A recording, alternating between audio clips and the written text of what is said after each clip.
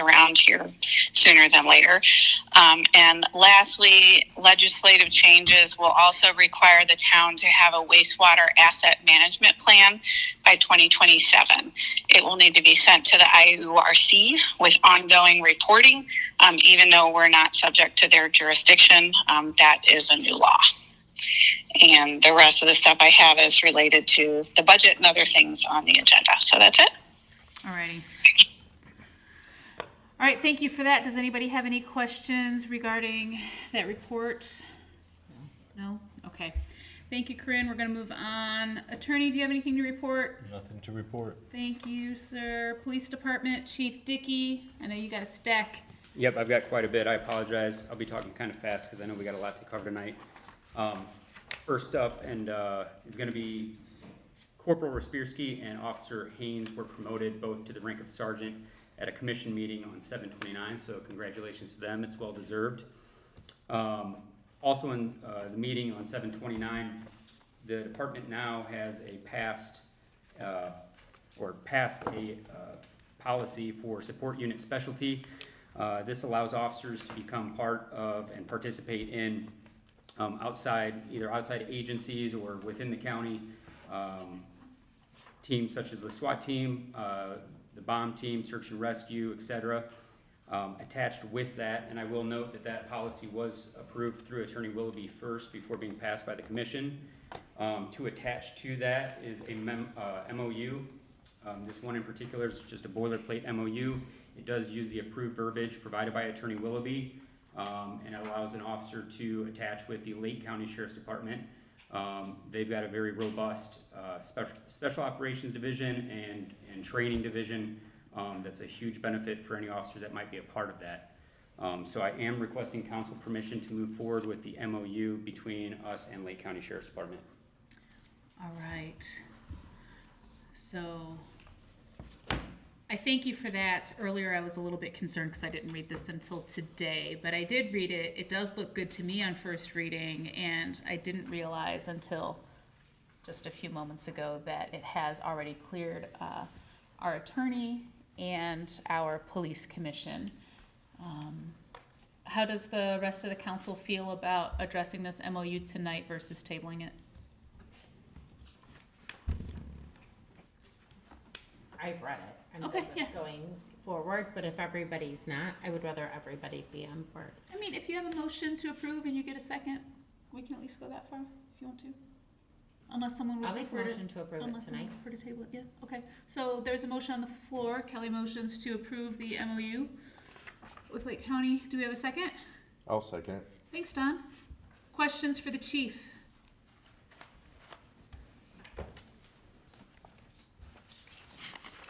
Hey, I have one. Okay. So- Go ahead, Kelly. Do you wanna do a brief rundown of it real quick? Like, and how, Of the policy itself and how it benefits the department and whatnot. just. So generally, briefly. obviously we, as Porter officers, we can only get exposed to so many things. When officers are part of a task force, they are exposed to obviously more, they train with those divisions, and obviously through that training and participation with them, they end up becoming more well-rounded officers.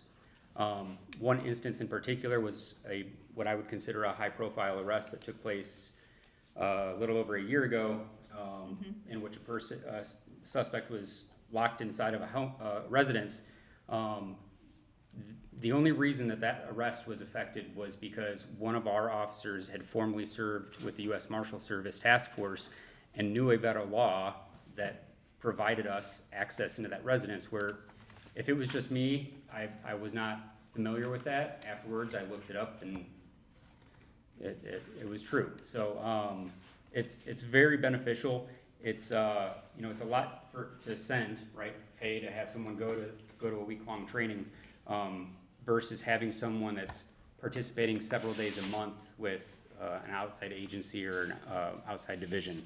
So I know I put it in the email that it's essentially free to the department. What I mean by that is we're not paying housing costs to send them to training. We're not paying for the class itself. It's ongoing exposure basically to all different types of situations that we might not be faced with as just being on patrol here at Porter.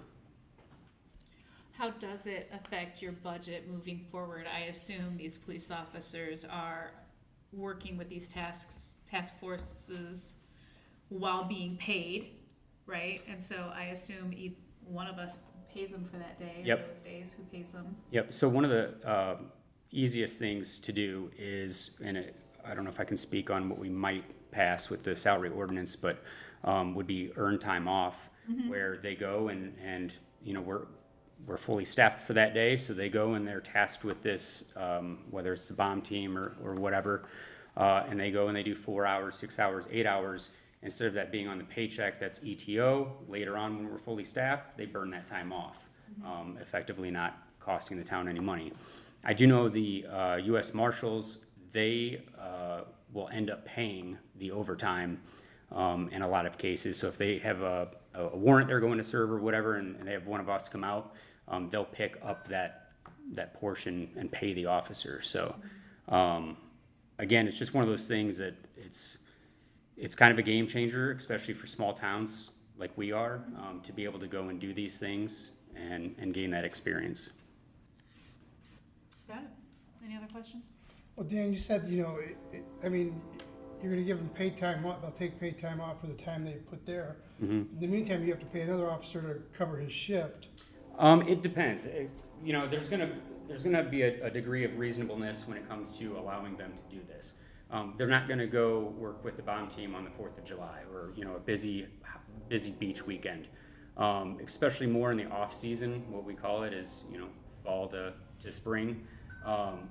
If our schedule allows and we've got overlapping coverage, it's a slow day, there's not much going on, that's when we're able to, or I should even say, regardless of the teams themselves, if an officer is able to go home, spend personal time, whatever, it's no different. We let them burn it off that way as well. So it's not putting the town at risk as far as like less coverage on the road. And then obviously the road supervisor always has the option to call that person back. Hey, we just got a bad crash. I need you to come back. Yeah. Something to that effect. So as far as basically officers going and participating with one of these teams and then coming back and saying, hey, I've got 100 hours of overtime, you know, just stacking up their check, that's not going to be the practice with us. So, Okay. Especially since it's capped at 40. right, yep. Will be, right? Will be capped at 40. All right. Any other questions? It seems like a positive thing. I mean, It is. if you were in a factory situation, it'd be cross-training, you know, across Yep. disciplines, and I don't really see a downside unless I'm missing something. Okay. Maybe. Okay. If there's no further discussion, going once, going twice, we can call a vote. All in favor of approval, please say aye. Aye. All opposed? All right. Unanimous approval. Thank you. You're welcome. Moving on, I've got 3 notes, notable incidents of outstanding police work. The officers have been extremely busy, and I appreciate that. I'm going to run through these very quickly. On August 2nd, Officer John Ryan and Sergeant Haynes assisted ISP with a pursuit that led to a manhunt. Officer Ryan spotted the suspect, but he evaded officers for a couple of hours. Lo and behold, Sergeant Haynes was in the right spot at the right time, located the suspect along the railroad tracks. After a brief foot pursuit, the suspect was taken into custody. He is facing charges from ISP, our agency, and is already wanted for burglary, escape, and a serious violent felon in possession of a firearm. On August 11th, Sergeant Respirski took a report for a stolen vehicle. He located it minutes later, occupied with 4 subjects. The driver fled on foot and was captured by Officer Reynolds just a few moments later. And also, I was here for this. No sooner that we got the first person cuffed up, another pursuit was coming into town limits.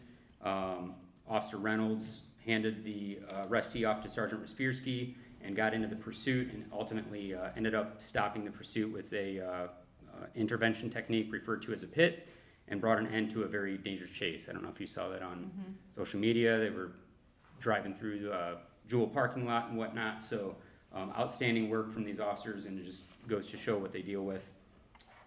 Moving on, permit approval for the Crazy Legs Race Series. All the requirements have been met. I have signed the permit, and they have the required insurance. So I'm requesting council approval on the assemblage permit. Do we have a motion to approve the assemblage permit for 10-12 for the Crazy Legs Run with the Big Dogs 5K event? All paperwork is in order and insurance. I'll make that motion. Thank you, Kelly. Do we have a second? Second. Thank you, Jim. Any questions for the chief? Hearing none, all in favor of approval, please say aye. Aye. Aye. All opposed, same sign. All right, that's approved. All right, lastly, and I see this as a good thing, I think most people will too. Abandoned vehicles have been an issue for quite some time. I know we've tried just about everything as far as setting up different zones for the officers and whatnot to combat this. We've went back and forth with town code and everything. About a week ago, we had a meeting, a very productive meeting, and came up with basically an SOP. In a nutshell, basically what it'll be is town code enforcement officer will handle any complaints or violations on private residential property. I created a form, whether that's the one they're gonna go with or not, but basically, he'll need to document all the actions that he's taken, whether it's a warning, a citation, whatnot. After day 45 of initial notice and warning, that vehicle, after 20 days, it's susceptible to being impounded.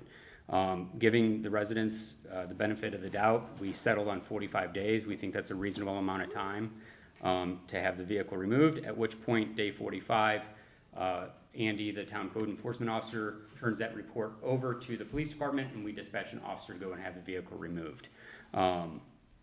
Any complaints or violations on public property or business, private business property, so Dollar General, the gas station, if they've got a vehicle there, that'll be handled by the police department immediately. So just letting you and the public know as well, this is gonna be something I think we're looking forward to working with town code and taking care of any complaints that are coming out, so. Appreciate that update. Thank you for working together. And that is all I have. All right, thank you. Does anybody have any comments or questions for the chief on his report? All right, we will move on as soon as I find my agenda again.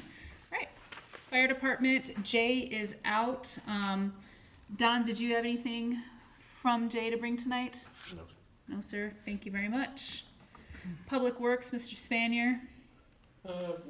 Don't really have anything other than to say the public in Portico has been pretty good with the streets closed. I expected a lot more complaints and problems, but everybody's been behaving.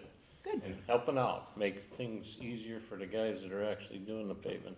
Perfect. You haven't had, but I had one, but that was it. Happy to hear it. Which normally it'd be way more than that. We gotta take the wins where we can get them, right? Thank you. Anything else, sir? That's it. All right, Park Department, Mr. Bogaski. Most of my stuff's under new business, but I did have one request on behalf of the Duneland seniors. They would like to hold their annual health fair on Wednesday, August 27th, from 11 a.m. to 1 p.m. at the community building at Hawthorne Park. And we just request council approval because it is open to the public. It's not a club activity as defined underneath their rental agreement, so. Gotcha. You said August 27th? August 27th, yes, it's a Wednesday. And this approval, I'm going to assume includes a fee waiver Yeah, for so, the use of the park? yeah, they're grandfathered in, I Right. guess you could say. Right, They're right. they're the Duneland seniors, so. I just didn't know if we have to say that every time we approve an event for them, or it's just known and we don't have to address it? No, it's preset that, yeah. Okay. And it's written into the rental agreement, and it's also, I believe, an ordinance as well, so. All right. So I'll stop mentioning A that then. resolution, it's in resolution. It's in a resolution? It's in a Okay. resolution. So that goes without saying then, thank you. Mhm. All right, do we have a motion to approve the Duneland Seniors Health Fair schedule for August 27th, 11 to 1 in the community building? I'll make that motion. Thank you, Bill. Do we have a second? I'll second. Thank you, Don. Any questions for Brian? You don't have to be a senior to attend, it's open to the public, and they've got a lot of good information out there. They bring in all kinds of vendors, Yes. health related. Mhm. All right, mark your calendars, folks. All in favor of approval, please say aye. Aye. Aye. Opposed? Thank you so much. That's all I have for tonight, other All than right. what's down below. Thank you. Building Commissioner, Director of Development, Mr. Barry. Item 1 is 12 contractors who met all the requirements, pay all the fees. Do we have a motion to approve the 12 contractors that have met all the requirements and paid their fees? I'll make that motion. Thank you, Bill. Do we have a second? A second. Thank you, Kelly. Any questions for Mike? Okay, all in favor of approval, please say aye. Aye. Aye. Opposed? Okay, next, sir. Next item, I tried passing it out to everybody. Marsh task order for updating our asset management plan that we have to submit to LTAP. The way, they changed CCMG for next year. We have to apply in October, so we're working on. So Chesterton has asked us to look at 23rd Street and do a shared project, so I'm working with them right now to see if we can put that together. Okay. If we do, they will do the drawings and whatnot for it. But we still have to put a budget together and submit it. Every even year, this number's higher than the odd year because we have to do a whole asset management plan update. Right. And Jamie's got some people that are training for this, so shortly we'll probably, This should be Change the this last one around, if we yeah. wanna do this one Yeah. this year. so we'll So start. we'll be able to manage some of I'd this be able to do it next- in-house, yeah. in 2 years, so, Well, there's a short version that comes every odd year and the long version every 2 years. So this is the long version. Next year's short one, we should be able to do in-house, okay, is the goal. So got it. this also includes the CCMG submittal, Yep. not to exceed $7,100. That CCMG submittal is due in October, you said this year. Yeah. When was it usually due? I forgot. Well, usually it's due in January, so they shoved it back to October, so we have to Gotcha. send it in sooner. But normally, we've been using any money we had left over. Mm-hmm, We would encumber it out of Yeah. this year's money anyway, so yeah, we could take this, even though it's supposed to be next year anyway. It'd be okay this year, is what Yeah. I'm saying. Yeah, got it. Short answer. the 7,100, yeah, Yep, okay, correct. understood. Thank you. Do we have a motion to approve the Avon Marsh not to exceed $2,100? 71. 7,100. Jeez Louise, $7,100. That's funny. I'll make that motion for the $7,100. 7,100. Thank you, Don. Do we have a second? A second.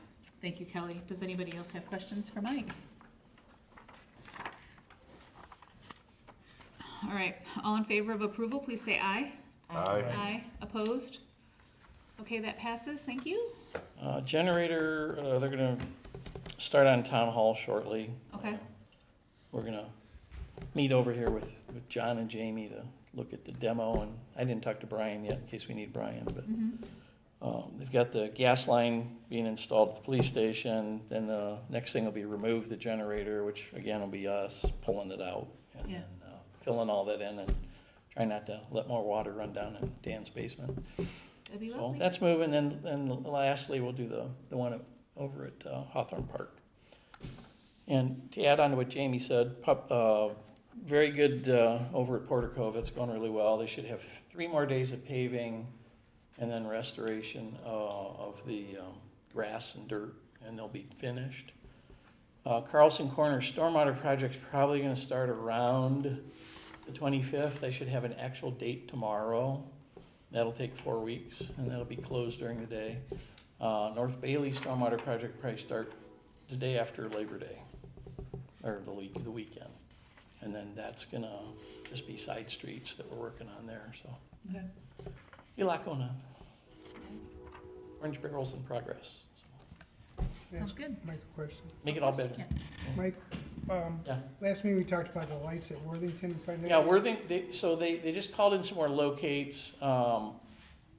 That feeds from the lift station, so it's our electric and it's our lights. So they're going to be fixing that this week. And then I should have a total on it and see what that comes out to. Who's doing that? That's, Circle R Electric. okay. Yeah, they're doing a project for Worthington, so they're already out there. So it was cheaper just to have them go Right. ahead and fix the underground. It's broken underground, so. Then we'll have lights out there and safety and all that stuff. Thanks for asking. That's it. That's it. You have a contractor license you would like to revoke, and you're working with the attorney on an order Yeah, I'm to gonna appear. get There's with nothing Chris that on that. no action the But council I sent needs it to to take on everybody, so tonight. you're aware of it. It's really bad. Okay, But I'll get with Chris on that. all right. Thank you very much. Thank you. Next, we'll go to old business, starting with our 2026 budget. Corinne, you still there? Yep, I'm here. There she is. All right.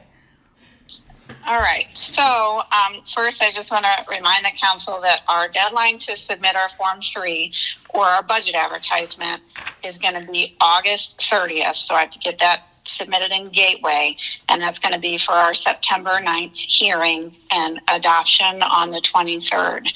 So I asked Tammy to print out some estimated cash flow documents for you. Should be a 2-page spreadsheet. Now, this is very preliminary. There's still missing information, but I just wanted to kind of run through it really quick and point out that we're going to have decreases in cash, basically with anything that we do. So does everybody have a copy of that? And it's printed in color, right? Yes. Okay. So for now, let's just ignore debt service because that's going to get worked by the DLGF. So starting with the general fund. So at the top, you got operating receipts, a breakdown of all our receipts. All the revenues have been estimated. So those are all complete. They may change a tiny amount, but there's not going to be much change there at all. And then your operating disbursements. So the stuff that I have highlighted in gray under operating disbursements are using 2025 or this year's budget numbers. The ones that are kind of in a grayish blue are the only numbers that I've gotten back as requests from the departments. So if you look at each fund, let's start with the general. Like I said, you got your operating receipts, your operating disbursements. Again, that's just 2025's numbers. We're projected to see a decrease in about $74,000 in cash reserves. And in the general fund, that's cash reserves that we don't have. MVH, $152,000. That is plugging in the request for 2026. Again, those numbers are all going to have to be subject to change when we sit down and finalize these numbers. MVH does have a surplus, so that fund can take a hit. Fire is about a $12,000 decrease in cash. That's not huge. They're still doing okay. Park fund is right now at about a $50,000 decrease in cash. That's going to be okay for next year, but probably not the years after that. CCD, we're good. Local road and street, we're good. We still got a surplus there. CCI, we're good. Lit economic development, I should have the estimated numbers from the Department of Local Government Finance by Friday. That $540,000 you see in there as estimated revenue is based on this year's revenue numbers. I expect them to be slightly higher, but I don't know that yet. Law enforcement continuing education fund. Those are fees that we collect from VIN checks, accident reports, gun permit fee distributions by the state.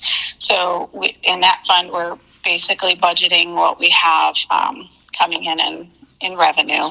Local road and bridge matching grant fund, that's our fund for our community crossings. So we are I believe, I've talked to Mike about this and Jamie, estimating next year's at about spending $500,000 total, which is lower than we've spent in the last couple of years, mainly due to a lower MVH restricted balance. So we should be good there if we spend that amount.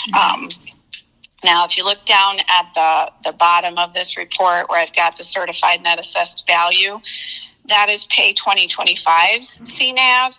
They actually, after I asked Tammy to print this all out, I checked the DLGF's website today, and they released the new numbers, and it's better than I expected it to be. It's about $10 million higher than that. So we're looking at a CNAV of about $362 million. So that's an improvement. But overall, even though we're getting a 4% increase in our maximum levy, our tax caps are going to be quite a bit higher. So we're bringing in less revenue next year than this year. And that, coupled with some decreases in revenue elsewhere, is really kind of an issue for us. So Right. We got to get the budget estimates buttoned up. Buttoned up. Okay. I gotta say, when I saw that the state legislature removed that zeroing out of our MLGQ, I was optimistically relieved, thinking that means that we might see some growth.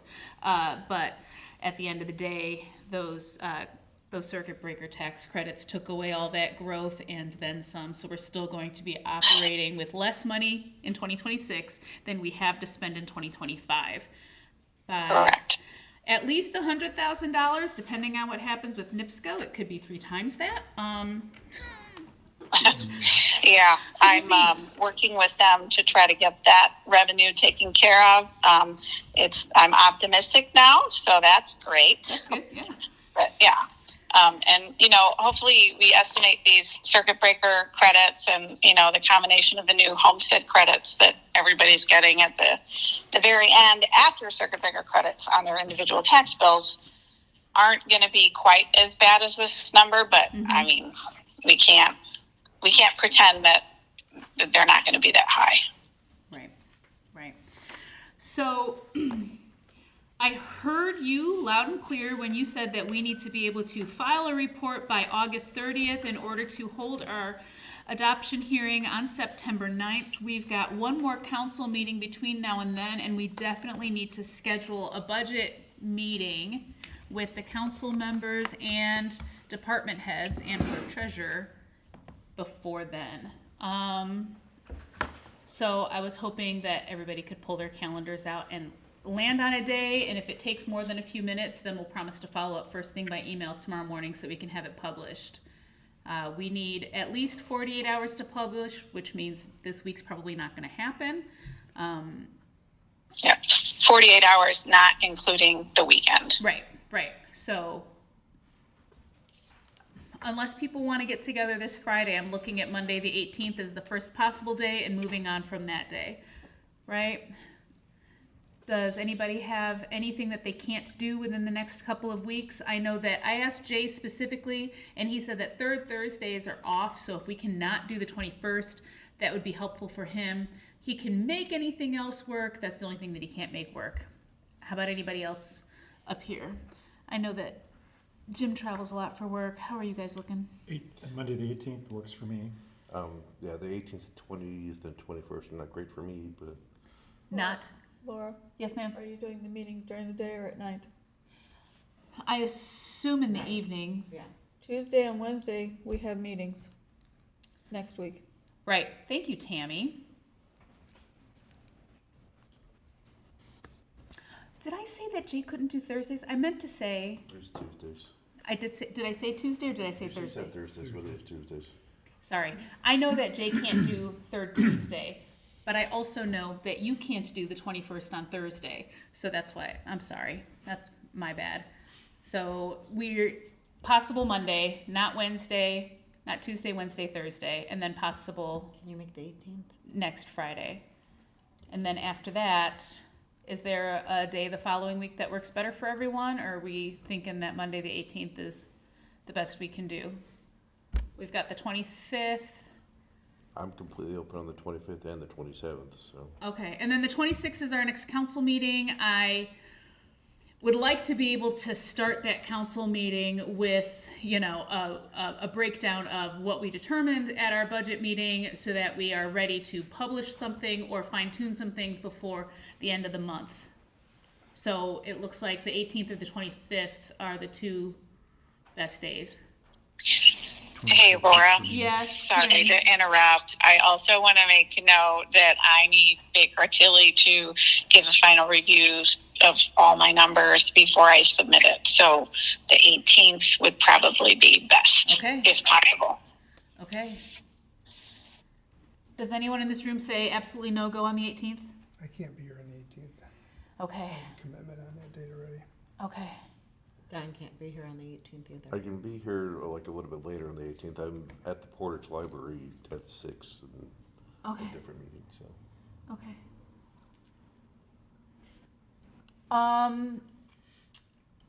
I don't want to hold this meeting when we know that any number of council members can't make it, but I'm not sure that we have a date that every single council member for sure can make it and meets the deadlines that Corinne needs to meet.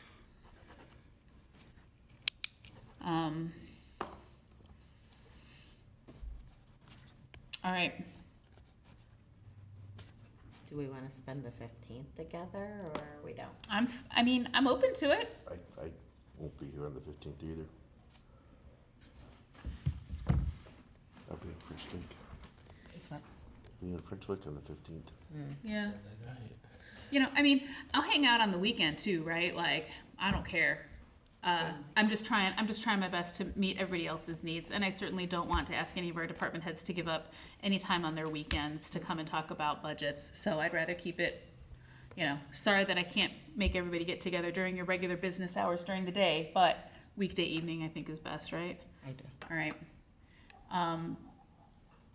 Can we pencil it in for the 18th right now? Touch base again tomorrow morning. If we find a better time that works for everybody, we'll bump it. But in the meantime, we'll pencil it in for Monday the 18th at 7 o'clock. Mm-hmm. Is that okay? All right.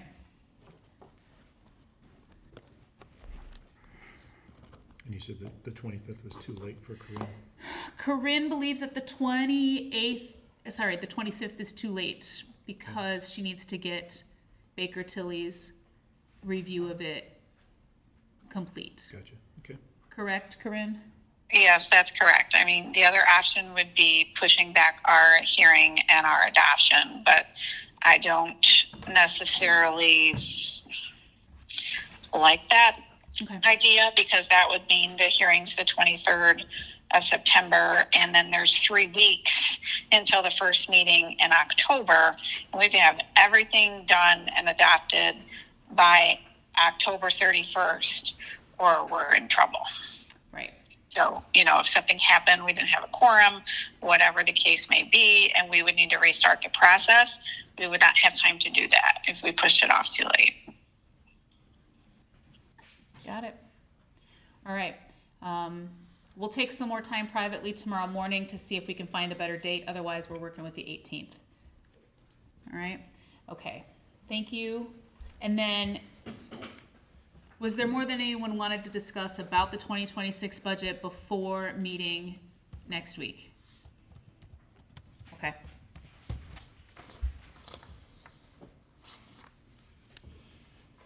We're going to move on to new business then. We've got Resolution 2025-10, accepting transfer of surplus property from the town of Chesterton. Laura, Yes, you forgot an old business. I did. Salary ordinance. My apologies. Thank you, Tammy. Ordinance 2025-08, amending 2025's salary ordinance. This is up for second reading. Some changes have been made since we met 3 weeks ago. I would say most significantly would be changing the way that we word paying our employees for being on call. That language has been cleared up. Corinne, would you like to add to that? Yeah, just that we put the on-call, compensation back in, from the first reading, and then the minimum number of hours that an employee would get paid for an emergency call out has been removed. So if an employee gets called out for an emergency, they're getting paid for exact hours worked or actual hours worked. Right. Okay.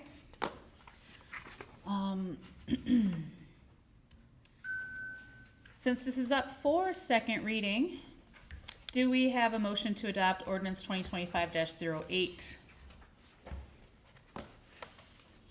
I'll make that motion. Thank you, Kelly. Do we have a second? Second. Thank you, Jim. Any additional questions or concerns about any details in this ordinance?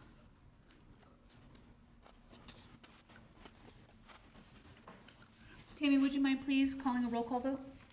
Mr. Lopez, Nay. Mr. Kraft, Aye. Ms. Karaman, Yes. Mr. Burge, Aye. Ms. Madigan. Yes. Okay, thank you very much. That passes. Now we can move on to new business? Thank you. Resolution 2025-10, accepting transfer of surplus property from the town of Chesterton.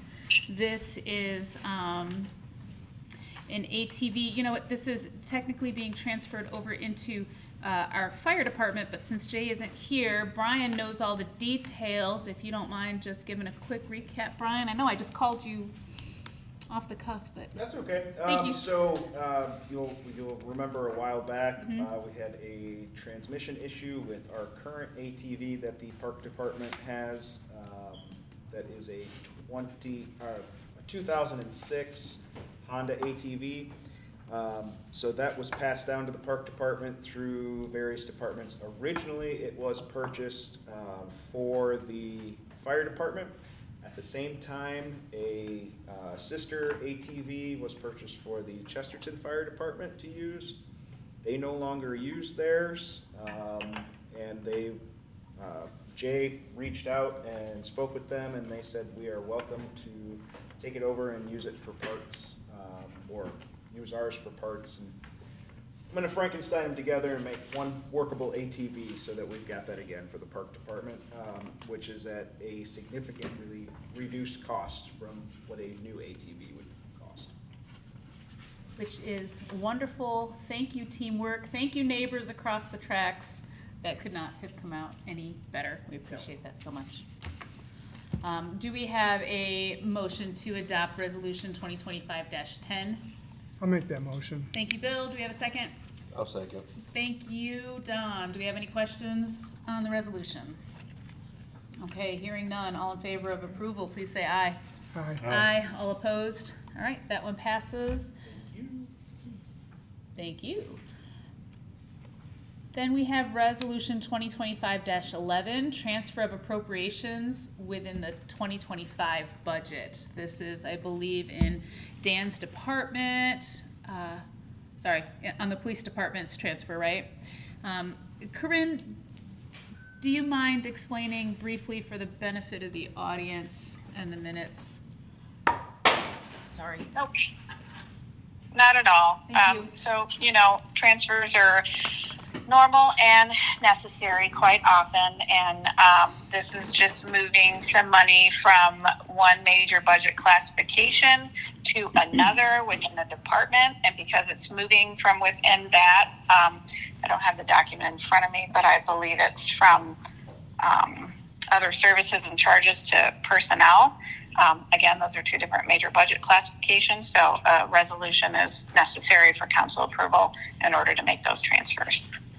Yeah, it's from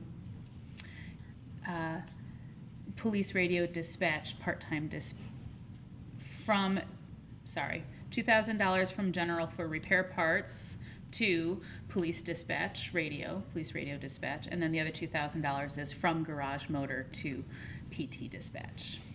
Yes. Thank you. Okay, do we have a motion to adopt 2025-11? I'll that motion. Thank you, Kelly. Do we have a second? I'll second the motion. Thank you, Bill. Do we have any questions for Dan or Corinne on this? Okay, all in favor of approval, please say aye. Aye. All opposed?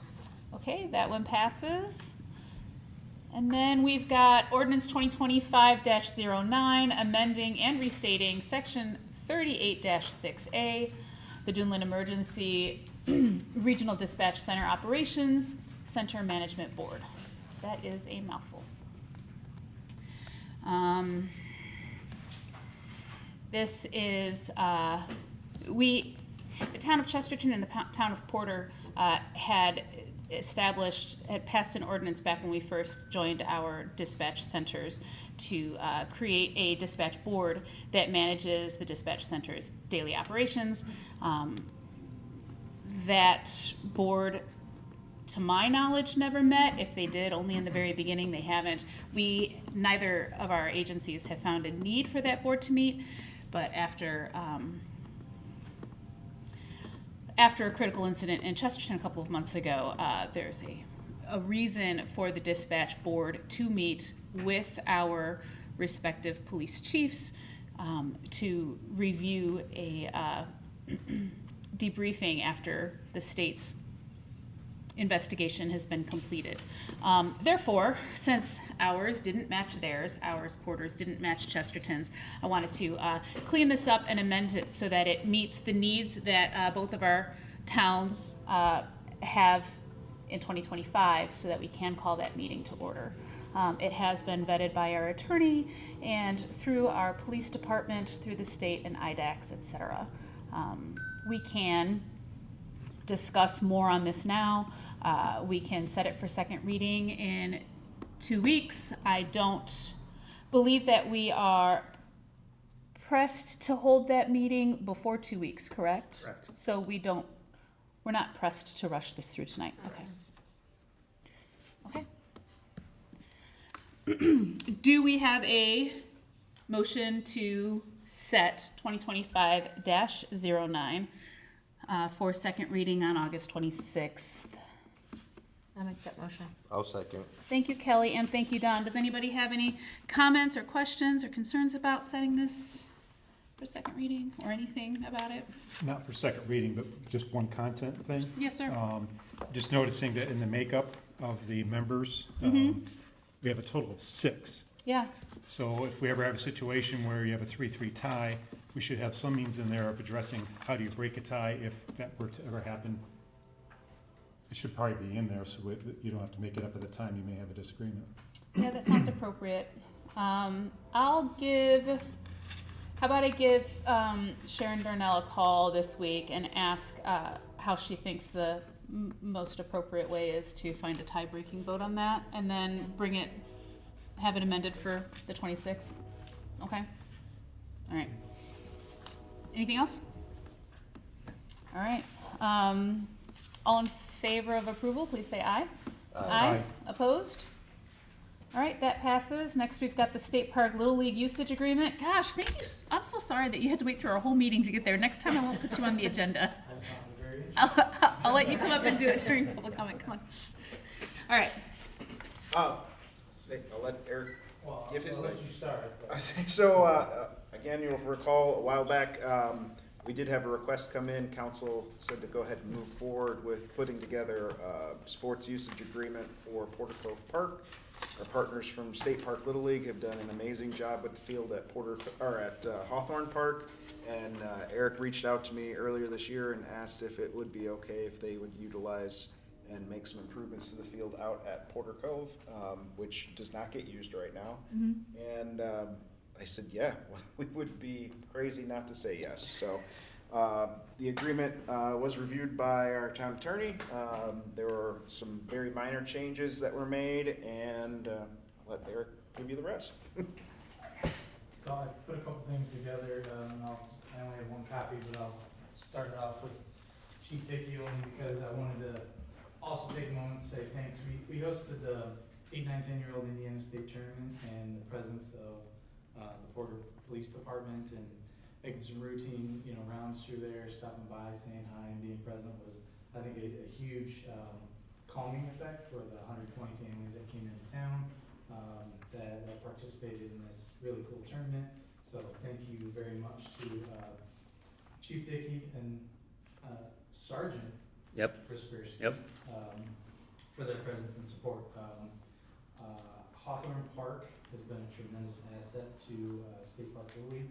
I put a few notes in here as it's passing around. We hosted 40-plus baseball games and hundreds of practices there. The field is always in need of maintenance, and we appreciate Brian Begeiski's and the Park District's assistance in knocking down some weeds recently. It was a team effort.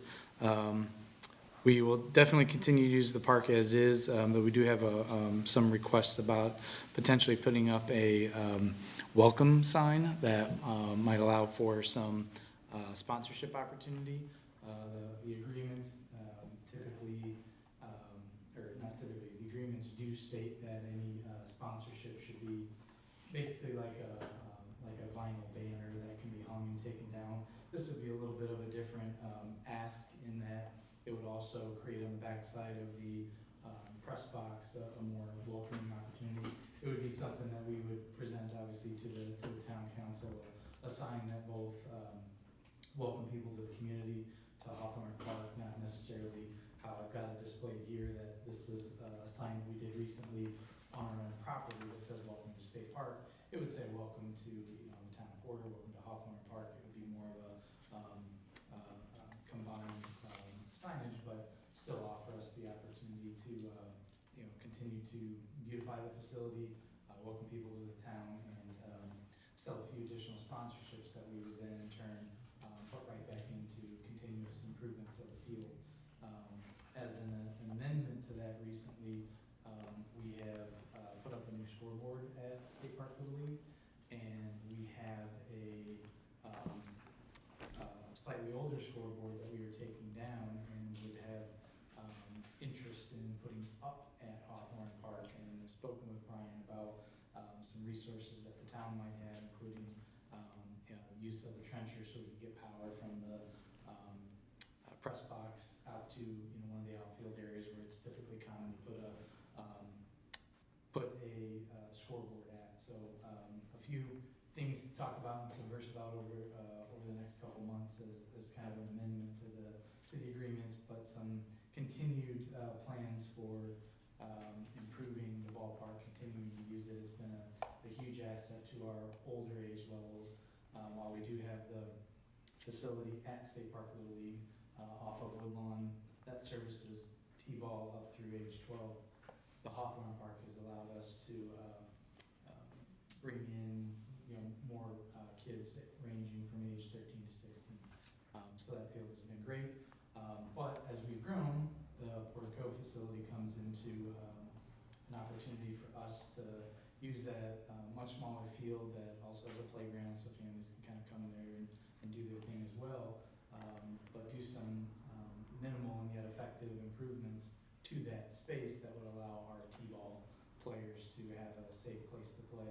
One of the things that Brian and I have talked about and I've looked at over there, it can get a little bit soupy and muddy, and so I provided a picture of one of the, it's a turf mat. It would be essentially we would affix it into the grass in a slightly lower position so the town wouldn't have any challenges with mowing around it, but it would allow the coaches to not have to show up in rake fields and drag fields, but simply put the kids on the field in a non-muddy situation, have them have a batting box. It's incredibly difficult to teach a 4-year-old how to stand in the batting box the right way. So having it pre-marked out, ready to go, and minimize how much work they'd have to do.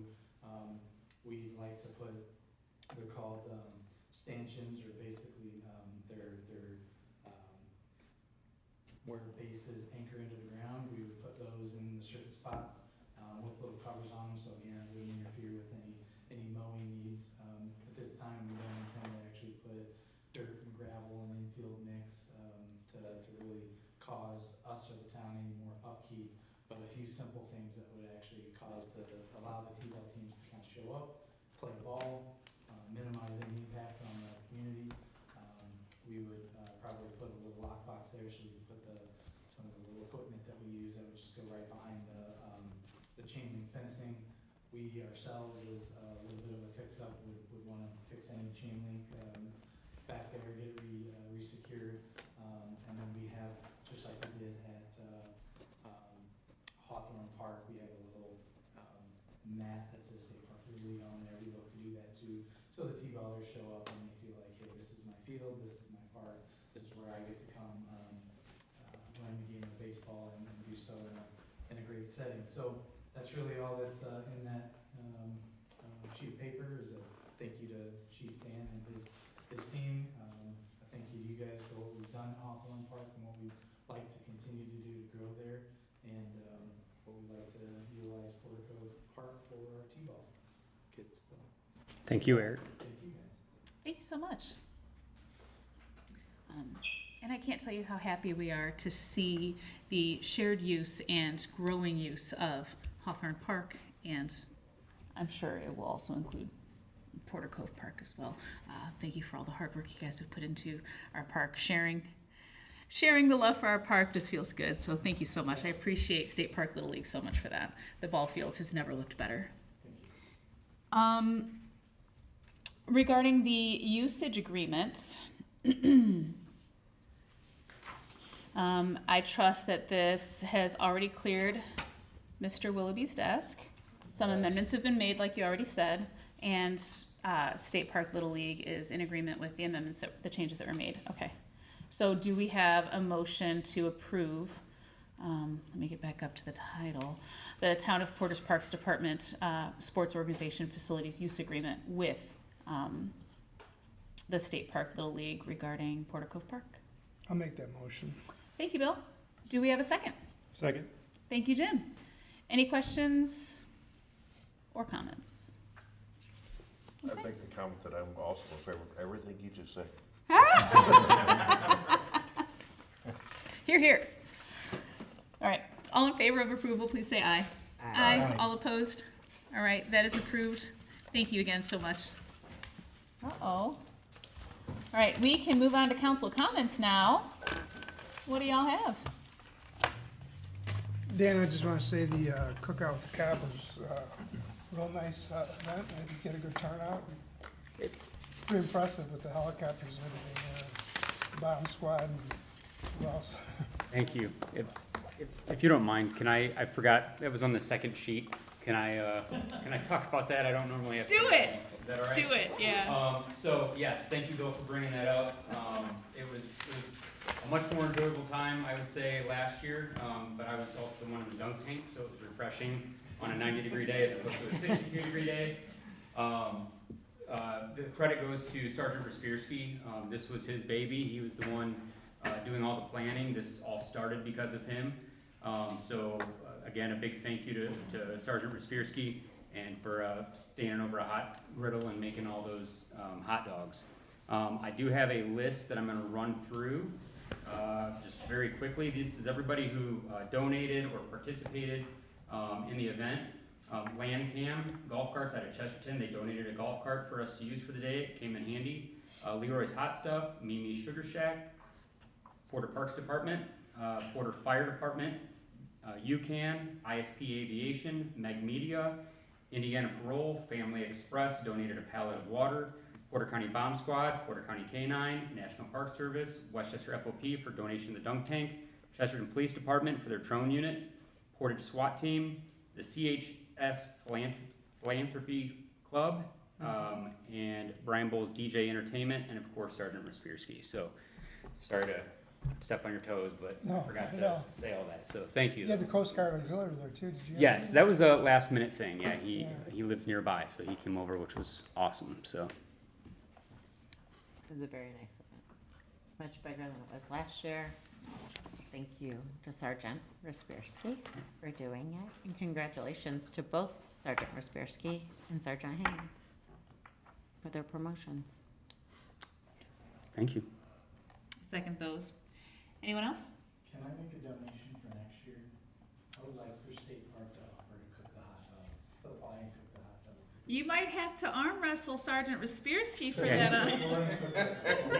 We like to take care of the hot dogs and the buns next year. I personally attended, I thought it was fun. Thank I you. know a few Thank State Park you. leaders were throwing pretty hard at Chief Dan. Yeah. That's, We gotta make that target smaller. 'cause that was the most fun last year too, watching those young baseball players Yeah. just show off and dunk him over and over again. It was a good time. That would be Well, much last year. appreciated, so appreciate that. Thank you. Thank you, thank you. Hey, Laura. real Yes, quick. ma'am. I just want to make mention that a compensatory time agreement and an earned time off agreement will need to be signed by employees prior to earning any of that time. Those documents are not finalized yet, so I just want to make all the department heads aware of that. Okay. I know that those documents, like you said, they're not finalized. They're drafted, they're close to being done. Department heads don't start signing up, don't start clocking ETO or comp time just yet. Fair? All right. Thank you, Corinne. Thank you. Yeah, instead, I wanted to do a shout out to Portage Mayor Banta, Bonta. Bonta, Austin. okay, for his stand for speaking up, speaking out for energy consumers and constituents. He was doing so for the folks in Portage, but I think it applies across northern Indiana. I know my last NIPSCO bill was substantially higher, started asking, talking to other people. I probably talked to 8 to 10 people from Porter. In most cases, their NIPSCO bill doubled. So my immediate question was, well, you know, we were using a lot more than you have in the past. And almost every single person said, you know, it's on the NIPSCO bill, they show you that bar graph, so you know what you did that same month last year, and it wasn't much different. And then we find out that the rates were allowed to go way up. And it's hitting a lot of folks, kind of blindsided. People didn't realize that rate had gone up like that. Mayor Banta spoke out. He took a lot of flack, especially from one legislator, which was uncalled for, in my opinion. But the main point here is to thank him for taking a lead on that. I agree. I texted him after I read that and thanked him for standing up for working class families. I think we're all experiencing that squeeze. The relief that we're getting on our property taxes is being eaten up in triplicate by our increased utility rates. So, ouch. Yep. Thank Not you. Not just flack from a legislator, but threats to the people of Portage. Yes, The legislator. Yeah, it wasn't Come- black, it was a direct. completely uncalled for and Absolutely.